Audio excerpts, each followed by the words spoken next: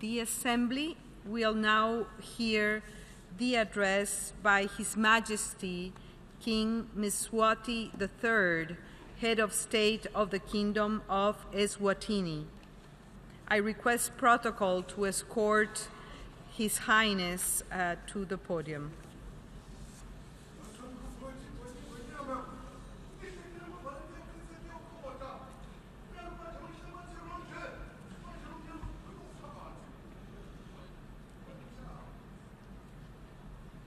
On behalf of the General Assembly, I have the honor to welcome to the United Nations His Majesty King Mswati III, Head of State of the Kingdom of Eswatini, and to invite him to address the Assembly. Your Highness, the floor is yours.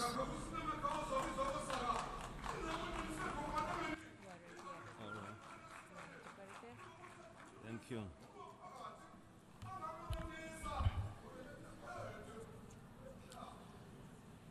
Madam President, Your Excellencies, Heads of State and Government, United Nations Secretary General, distinguished delegates, ladies and gentlemen. It is a great honor for me to address this 73rd United Nations General Assembly, where we have come to renew our commitment to creating an enabling environment for all mankind. Madam President, the theme of this session, making the United Nations relevant to all people, global leadership, and shared responsibilities for peaceful, equitable, and sustainable societies, resonates well with the UN General Assembly Resolution 72/276 adoption on the 31st May 2018. The resolution is aimed at positioning the UN development system to better support countries towards the achievement of the Sustainable Development Goals (SDGs) under strong national leadership and international cooperation. When UN was established by our predecessors back in 1945, the main purpose was to reduce tensions and avert another conflict after World War II. Since then, we have converged at this General Assembly as a family to renew this commitment and analyze how we address challenges affecting the world. It is time to assess whether we are still living up to the ethos of our forefathers that sought to ensure the world never again gets to endure another world war, but rather finds peaceful solutions to resolving possible conflict. We are all aware of the existing pockets of tensions in different regions of the world, which require that UN member states speak in one voice when providing possible peaceful solutions. A fragmented approach would render peaceful solutions elusive for the affected countries. It is therefore imperative that we engage and resolve issues together as a United Nations family in order to ensure we end up with lasting solutions. To those countries experiencing conflict situations, we appeal to them to come up with homegrown solutions to address their differences.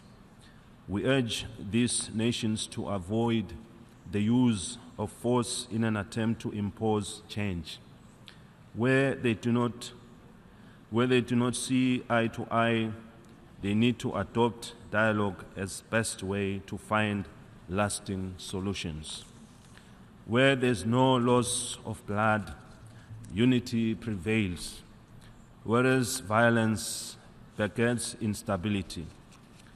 Those who have lost lives and property in conflicts don't forget and their bitterness makes nation-building efforts much harder to achieve.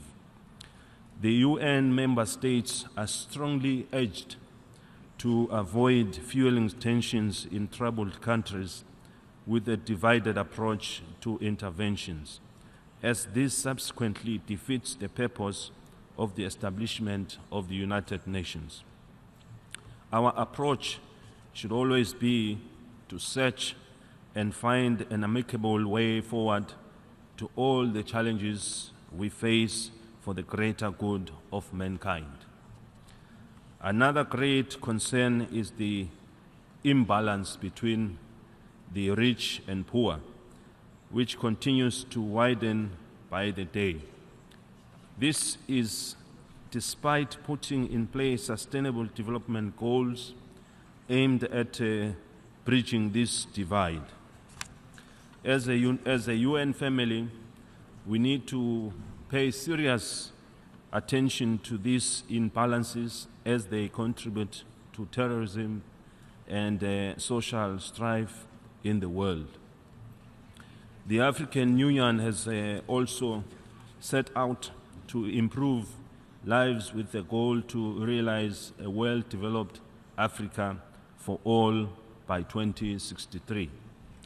It is important to support such programs which are similar to initiatives of other regions of the world, some of which have recorded great advancement in this regard. We urge the successful blocs to play a meaningful role in supporting developing countries that have good programs to transform their economies but lack the means to do so. The slow process of development for these countries adds to the burden of failing to cater for the social needs of our people. We need to find ways and solutions to speed up the process of developing sustainable economies in line with our sustainable goals by removing the stumbling blocks to development. It is perhaps time that we engage researchers to look into what developing countries need in order to fast-track economic growth and identify high turnover capital projects that would be best situated to catalyze this endeavor. No country deserves to go for a whole year without investment. There are numerous successful countries that can share their experiences of success. We can use this to assist developing countries in order to ensure that no country is left behind as we strive to achieve our developmental objectives. The African continent remains challenged with various diseases such as Ebola, HIV, malaria, TB, and many others that require large sums of funding to overcome. Africa has taken a resolution to eliminate these diseases within a short space of time. However, without funding, this will remain a challenge. Some of these health issues need further analysis, as in some cases where we have recorded success, we are confronted with the re-emergency of some of them in a more vicious state. It would be remiss of us not to thank and commend the support we receive from members of the UN family to needy countries, especially for health issues in Africa. We need to ensure that every citizen has access to basic needs such as clean water, health, and free primary education. We commend those countries that have reached the level of providing free education. It is only through investing in education that nations may produce a highly qualified citizenry and get to realize their full developmental potential.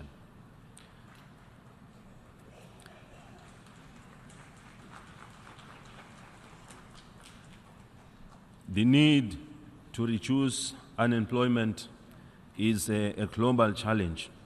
So too is catering for the elderly community that has contributed immensely to the development of each country.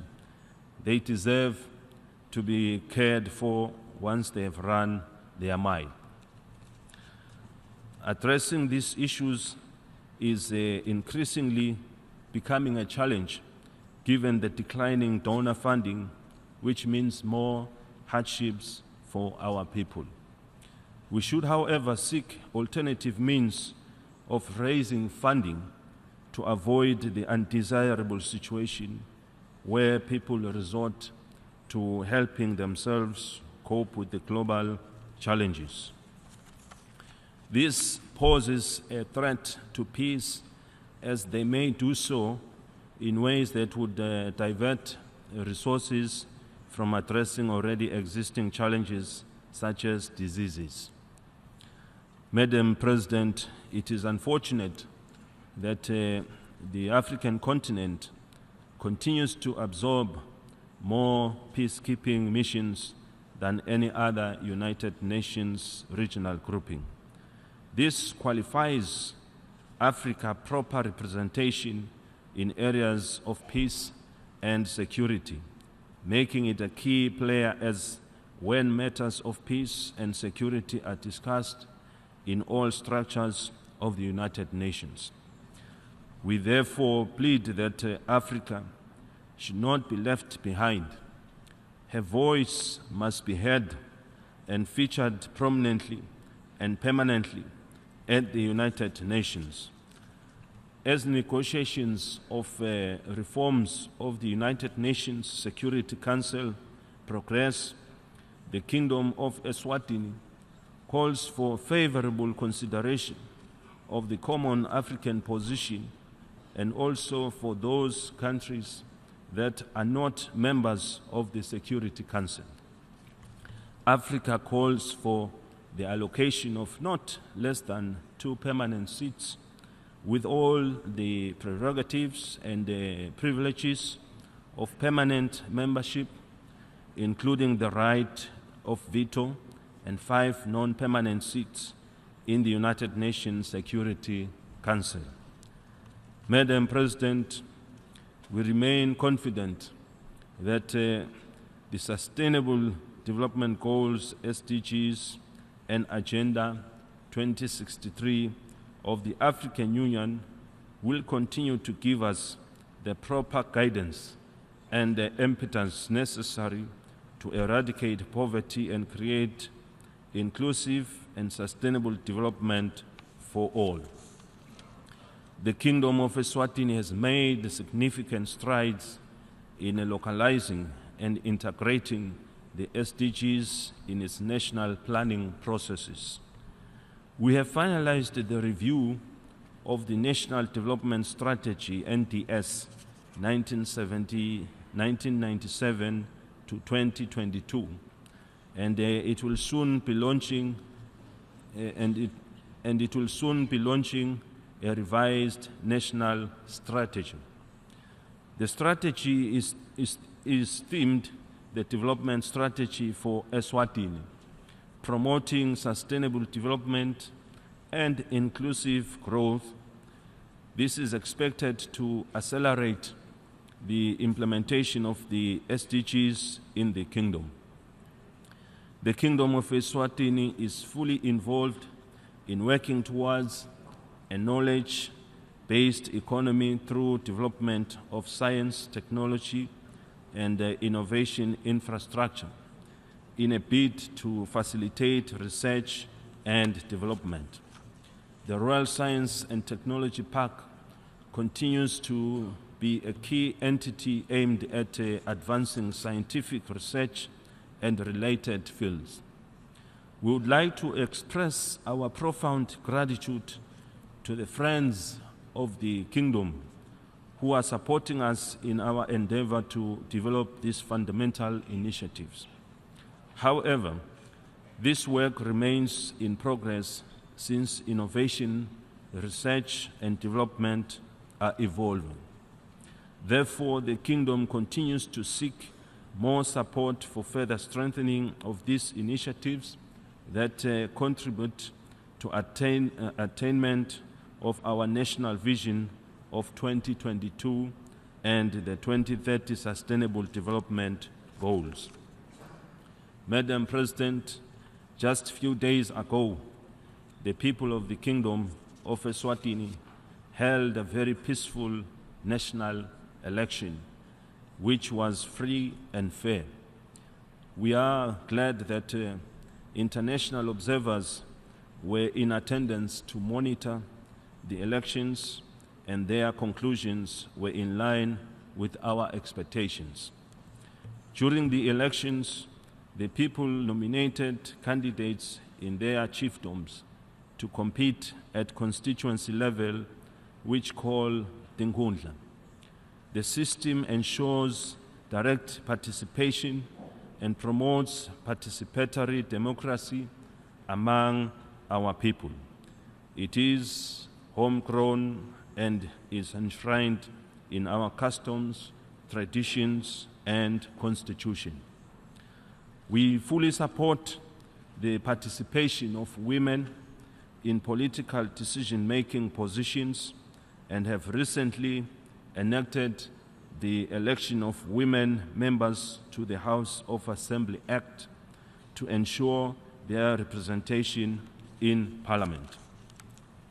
Madam President, as a country, we've also successfully enacted the Sexual Offences and Domestic Violence Act, a legal framework to protect women from domestic violence and sexual assault. This will give effect to relevant international legal instruments, including the United Nations Convention on the Elimination of All Forms of Discrimination Against Women, among others. We are pleased to inform this noble assembly that the Kingdom celebrated her 50 years of independence early this year. We were grateful that the country has been able to champion her development agenda as free nation for 50 years. During this celebration, the nation decided to revert to our original name, which is Eswatini. Since time immemorial, the name for the kingdom has always been Eswatini.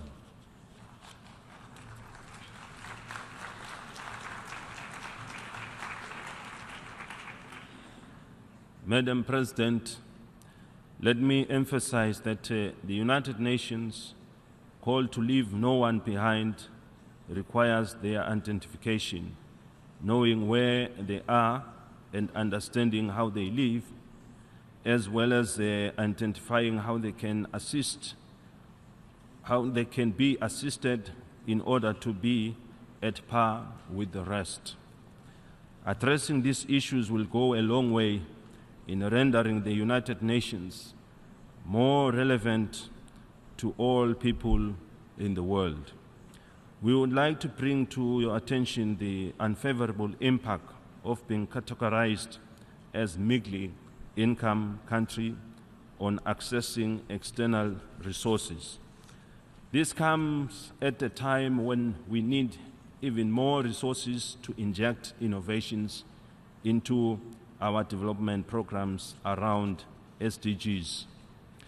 We sincerely hope that the commendable reform efforts of the Secretary General will help support and reinforce our efforts in accessing external resources and securing sustainable funding mechanisms that will assist us advance towards realization of SDGs by 2030.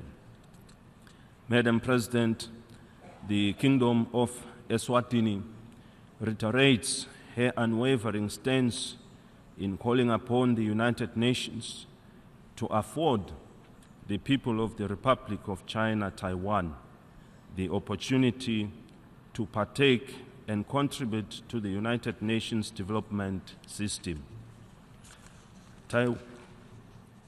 Taiwan's experience in the various fields vital to the dimensions of sustainable development would go a long way in contributing to the work and membership of the United Nations. It is a strong call that the people of Taiwan are not left behind in making the United Nations relevant to all people, to be in line with the spirit of universality. Madam President, as I conclude, let me extend my congratulations on your election as the President of this 73rd session of this Assembly. We commend the United Nations General Assembly for the choice and the confidence it has in you as the fourth female president of this august body in its 73 years of existence. Let me assure you of the Kingdom's full support as you execute your duties and responsibilities during your term of office. We further appreciate the Secretary General and all members of his staff for the continued support and hard work in improving the working mechanisms and relevance of the UN systems to all member states.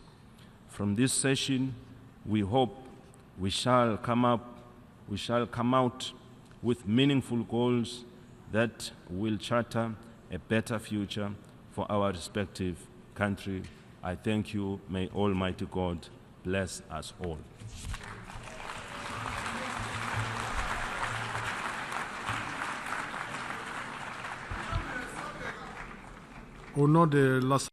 On behalf of the General Assembly, I wish to thank His Majesty Kim Mswati III, Head of State of the Kingdom of Eswatini, for the statement just made. May I request representatives to remain seated while we bid farewell to the Head of State.